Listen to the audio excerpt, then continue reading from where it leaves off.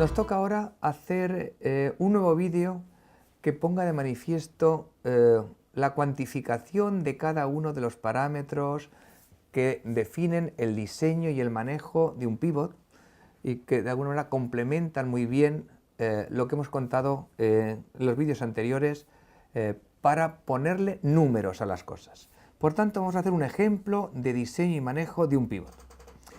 Los datos que necesitamos y que es muy importante que tengáis en cuenta a la hora de comprar una máquina serían los siguientes. En este caso, lo primero que tenemos que ver es qué longitud de máquina necesitamos para nuestra parcela. En el ejemplo estamos diciendo que vamos a comprar 7 tramos de 50 metros más un alero de 9 metros, ¿vale?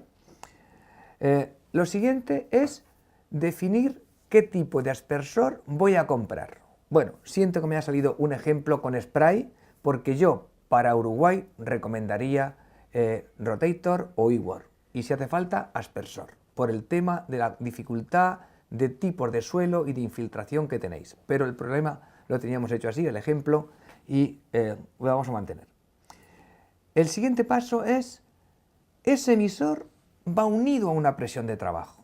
Hemos dicho que el mejor emisor es el que trabaja a mínima presión, pero cuidado, porque cuanto menos presión el mismo emisor, menor es la anchura mojada. Aquí hemos buscado este equilibrio, un spray, pero con 150 kilopascales, que serían 15 metros de presión. No olvidéis que esto es un poco más de presión que un riego por goteo. En general, los goteros tienen una presión de trabajo de 1 bar, es decir, 10 metros, 100 kilopascales. Cuidado, también tenemos emisores de pivot que trabajan a 1 bar. Esto es importante destacarlo, por lo menos a este nivel, que estamos poniéndole cifras a los conceptos. Pero hemos visto que un dato clave es la anchura mojada, que nos permita tener cierto margen a la hora de no tener problemas de escorrentía. El siguiente dato es la anchura mojada. Comentario. No vale solo con que miremos el catálogo del fabricante que nos dice que tal emisor a tal altura, a tal presión y a tal altura tiene tanta anchura mojada. Cuidado, no es lo mismo que lo ponga a 4 metros que a 2,5 metros o que a 1 metro. Cuanto más lo baje, la anchura mojada para el mismo emisor con la misma presión es más pequeña, ¿vale? Por tanto, no pongamos aquí a voleo las cosas, pongámosle racionalidad y realismo, ¿vale? He visto que en algunos casos el fabricante dice que mi emisor a 1 metro cubre una anchura mojada de 16 metros y luego hemos visto en el campo en algunos casos que no llega a 13 o 14, con lo cual, cuidado con ese tema. No tiene por qué ser, porque dependerá de las condiciones y de la altura que lo midió el emisor, que a veces no se cuenta. Este tema es muy importante, porque después vamos a exigir al fabricante, al distribuidor que nos ha hecho la instalación, que sea verdad todo lo que nos ha dicho. Y esto hay que ponerlo en el pliego de condiciones. Yo le pido a un emisor que trabaje a 1 bar con una anchura mojada ¿de cuánto? ¿De 15 metros? Perfecto. Como no tenga 15 metros, no nos pondremos de acuerdo en pagar, ¿no? ¿Por qué es muy importante la anchura? Porque en los vídeos anteriores hemos visto que va directamente al corazón del problema de las máquinas pivot. La pluviometría tan alta en el extremo y la posibilidad de escorrentía. Luego, no es un tema banal, es un tema clave. Recordáis también que hablando de la anchura mojada, hay dispositivos que me permiten aumentar de forma artificial esa anchura. Esos son buenos y debéis tenerlos muy en cuenta, porque me va a poder utilizar un emisor a menos presión, que esa anchura adicional no me la da la presión, me la da ese incremento, digamos, artificial de colocación de los emisores. Eso es un tema que económicamente puede ser muy rentable, porque la presión sería para toda la vida, mientras que la pequeña inversión que eso requiere me la puedo ahorrar en los primeros años. Lo siguiente sería la altura a que coloco los emisores. Esto hay que decírselo al que te va a suministrar la máquina. También va a condicionar la uniformidad, el solapamiento y, de alguna manera, el que el cultivo no te obstruya o no te interfiera en la colocación de tus emisores. Cuidado que también si vais a utilizar máquinas con ganadería, los animales no pueden llegar a donde están los aspersores, con lo cual 2,5 metros puede ser una altura interesante también para que pueda pastar el ganado vacuno, espero, sin problemas, con esa altura, ¿vale? El siguiente dato es qué cultivo voy a poner. En principio, en Uruguay yo creo que tenéis que pensar que en algún momento puedo poner maíz, por la altura de porte y por necesidades. Cultivos equivalentes en cuanto a consumo, no conozco mucho porque creo que la soja tiene un consumo más pequeño, pero no importa. Si en algún momento puede tener maíz, quiere decir que la máquina tiene que estar preparada para maíz. Estas necesidades, creo que está claro lo que pone, periodo punta, es decir, justamente enero, febrero, cuando el cultivo tiene mayor demanda hídrica y por tanto, después voy a poder regar con mucho menos. Pero si no le ponemos esto, que sepamos que nos estamos equivocando, porque no seremos capaces, un año seco, en enero y febrero, de sacar la producción que esperamos de regadío. Y o nos ponemos o no nos ponemos, yo creo. Aunque aquí cada uno tiene que hacer sus cuentas y lo que pierdo, lo que gano con estas necesidades o menos y la producción que voy a tener o menos, ¿vale? Pero estamos poniendo de manifiesto claramente cuáles son los datos de proyecto que yo tengo que tener en cuenta para comprar una máquina y para diseñar y dimensionar la máquina. Por cierto, el coeficiente de uniformidad. El coeficiente de uniformidad no es un no es un cálculo, es un dato, es un objetivo de diseño. Por eso os recomiendo que cuando compréis la máquina, le obliguéis al que os la vende a que firme un pliego de condiciones que diga: la máquina que yo os vendo tiene este caudal que tú me has pedido, esta anchura mojada que tú me has pedido y esta uniformidad, acordarlo con él, que quiere poner 85, que pongo 85, pero que no me venga a contar que va a tener 95 y que no lo quiera firmar. No, si pone 95 lo firmamos y ya está. Y como no lo tengas, pues lo siento, no lo pagamos. Es un dato, es un objetivo de proyecto, porque esta uniformidad me va a condicionar la eficiencia global de aplicación y por tanto la relación entre el agua neta y el agua bruta. Y eso es muy importante que lo tengamos en cuenta.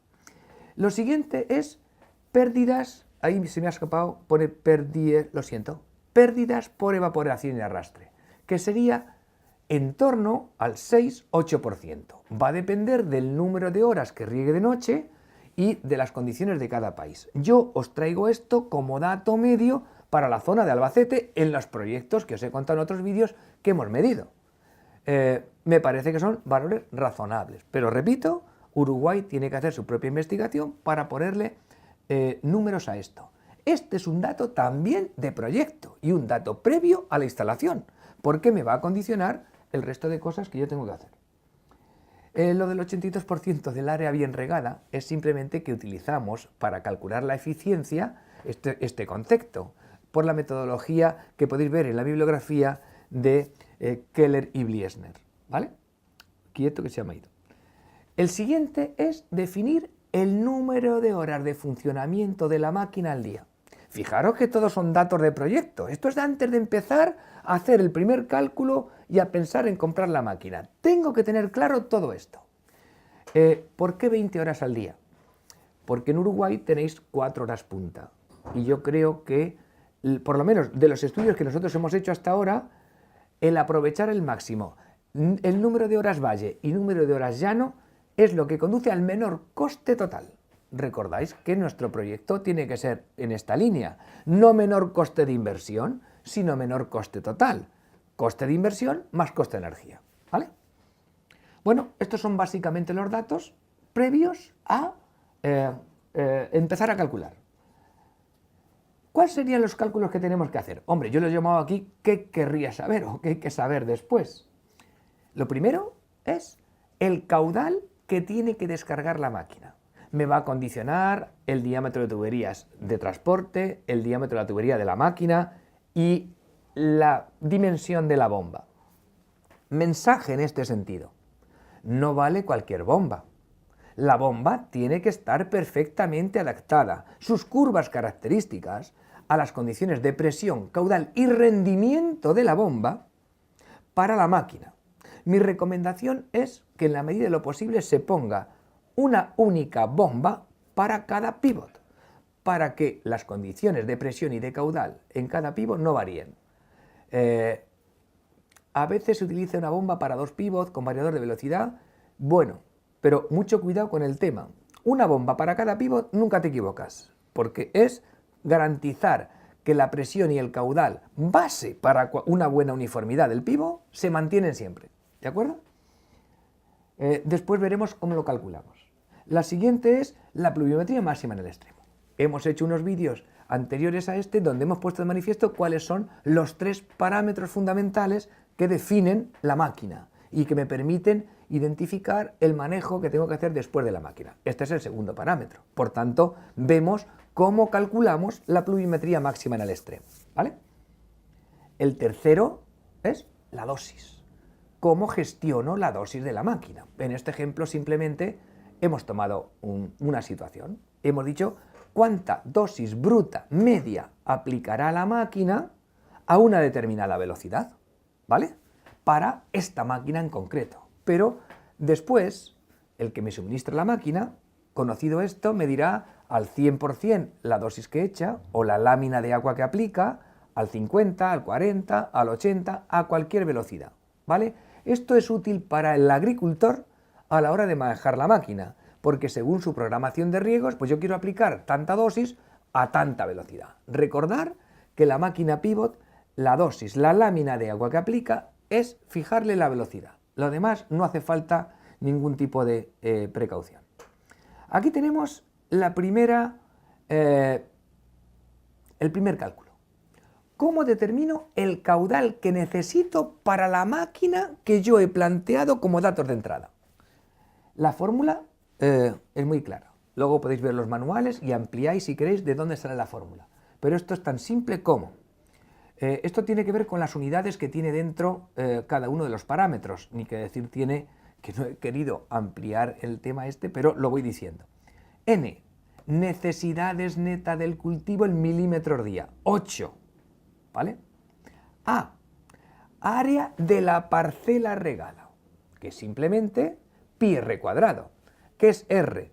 Pues R es la longitud física de la máquina más lo que tú quieras, 3, 4, 5 metros, pero que quede bien regado. Lo que quede infrarregado no debes meterlo en el valor de R, ¿de acuerdo? Esto es un tema muy importante en función de cómo sea el extremo, si pongo cañón, si no pongo cañón, si pongo un tubo bajante, si pongo un aspersor grande, mediano, pequeño. Este es un tema que tiene que quedar bien controlado. Yo te diría, no seas ambicioso queriendo colocar un cañón que te riegue 20 metros más allá de donde termina el alero en la máquina, pensando que vas a regar no sé cuántas hectáreas y además bien, eso no existe. En general será dificilísimo que con un cañón puedas aumentar significativamente el área bien regada, porque habrá zonas donde te caiga mucha agua y zonas donde te caiga poca agua. ¿Qué va a querer decir? Que el cultivo en el extremo con un cañón te va a quedar grande, pequeño y mediano. Y a saber lo que pasa, y el viento le afectará muchísimo. Mi recomendación es que no pongas cañón, que pongas un tubo bajante y que en ese tubo bajante, primero, te permita limpiar la tubería. Segundo, le puedes colocar un manómetro que indique la presión al principio, con otro manómetro, y al final. Y tercero, que puedas colocarle una pistola, un aspersor, algo que ayude a controlar bien el que se riega bien el extremo. Punto más crítico de riego de la máquina, porque el viento, en función de cómo sople, en qué dirección respecto al lateral, puede aumentar o disminuir esa zona. De esta manera, con el bajante y algún complemento puede quedar bien controlado. En definitiva, en este caso, aquí tenéis el ejemplo de cómo he calculado el área que riega la máquina. 7 tramos de 50 más 9 metros y no he supuesto ninguna longitud adicional más allá de donde llega el alero, porque no he puesto ni cañón, ni pistola, ni ningún aspersor adicional. Es decir, 40,5 hectáreas, que es más o menos lo que han puesto aquí, 40,49, que representa lo mismo. La eficiencia global de aplicación hay que sacarla en función del coeficiente de uniformidad y del área bien regada. No queríamos complicar mucho esto, pero en los manuales podéis ver cómo se calcula. Saldría una eficiencia de 0,79. Es una eficiencia baja, aunque recuerdo, vamos a ir un poquito para atrás, ¿qué uniformidad hemos puesto? 87%. ¿Qué pérdidas por evaporación y arrastre? 7%. Son valores razonables. O sea, si alguien nos dice que la eficiencia de aplicación de agua de su equipo de riego es del 90%, por favor, cogerle la palabra, que lo ponga en un documento y le digas, como no sea del 90%, no te pago. A ver quién de verdad hace eso. Porque es que se nos llena la boca diciendo que mi máquina tiene una eficiencia de no sé cuántos y como eso nunca se mide, nunca hay discusión al respecto. Pero la eficiencia, ¿en dónde va? ¡Uah! Va directamente en el denominador del caudal. O sea, que si está mal calculada, el caudal está mal calculado y como consecuencia, cuando quieras regar tu cultivo en periodo punta, no vas a poder. Y no lleva más. Aquí, como nunca nadie se responsabiliza de nada, una vez que te lo he vendido, tú te apañas y tú sabrás cómo riegar, pues ya está. Regar es un poco más que echar agua, que descargar agua. Hay que hacer las cosas adecuadamente. Además de la programación de riego, tengo que cubrir los objetivos de dar al cultivo las necesidades que requiere en periodo de punta. La fracción de día es simplemente el número de horas de riego al día, que las hemos fijado en 20 horas por el tema de la tarifa eléctrica y por las averías. No lo he dicho, pero lo digo. Nunca debo plantear a nivel de proyecto y a comprar una máquina 24 horas de riego al día, porque va a haber averías y siempre se van a producir cuando más se usa la máquina, es decir, en periodo de riego. Por tanto, 20 horas al día es un valor muy razonable. Si os sirve de comparación, en España utilizamos 18, porque en lugar de 4 horas punta de energía eléctrica, tenemos 6. Y la verdad es que está comprobado que funciona mucho mejor. Bueno, ya hemos visto, bueno, aquí está la eficiencia, que no lo he dicho, pero que sería la eficiencia de distribución por 0,93, que es el agua que realmente llega al suelo, porque tengo un 7% de pérdidas por evaporación y arrastre. En definitiva, de aquí es de donde salía este valor de la eficiencia, que no me había dado cuenta que lo tenía puesto aquí para comentarlo, ¿vale? La segunda ecuación que me determina el segundo parámetro fundamental, la pluviometría máxima que voy a tener en el extremo de esta máquina. ¿Recordáis que la pluviometría de la máquina, el modelo de reparto de agua de la máquina es un túnel de una autopista que tiene una anchura concreta, en este caso 12 metros, pero que va creciendo a medida que se aleja del centro pivote? Este valor que me va a salir aquí de la pluviometría es la altura de ese túnel en el extremo, para que nos entendamos, que es donde voy a tener problemas de posible escorrentía por el tipo de suelo. Os he dicho que para Uruguay es fundamental jugar con la anchura mojada porque esta pluviometría va a ser menor cuanto más ancha sea la altura mojada. Es decir, que ese túnel, cuanto más ancho sea el túnel, más baja es la altura del túnel, ¿vale? Para repartir la misma agua. ¿Cómo se determina este parámetro? Pues estas son las cifras, digamos, en las unidades que le voy a decir. Aquí hemos puesto R pequeña, que sería el radio a cualquier distancia, porque sería la pluviometría a cualquier distancia de la máquina, pero la que a mí me va a interesar es cuando R pequeña es igual a R grande, que mirar que R grande lo tenemos aquí, que era 359 metros, ¿de acuerdo? Este es el valor de R mayúscula que yo estoy contemplando. Por tanto, aquí en la R pequeña hay que poner 359 metros, que es el extremo. El Q es el caudal que he calculado en la primera fórmula.